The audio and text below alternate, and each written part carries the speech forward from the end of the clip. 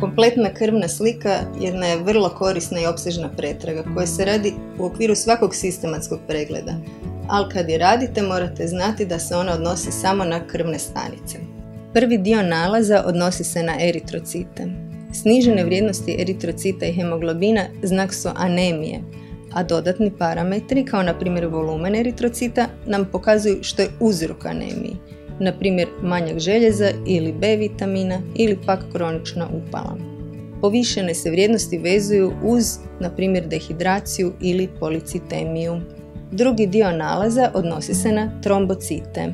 Njihov manjak vežemo s pojačanom sklonošću krvarenju, a može nastati zbog, na primjer, stvorenih antitijela, pretjerane potrošnje ili smanjenog stvaranja.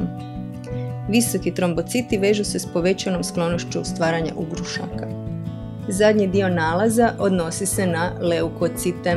Općenito, vrijednosti leukocita povišene su kod upalnih procesa. Pacijenti ovu pretragu rade kako bi razlučili uzrok upali, pa je tako korisno znati da je kod bakterijske infekcije najčešće povišen ukupan broj leukocita i neutrofila, na primjer u bakterijskoj upali pluća. A u virusnoj infekciji, kao što je gripa ili mononukleoza, broj leukocita može biti normalan ili čak snižen, ali je postotak limfocita viši u odnosu na bakterijsku upalu.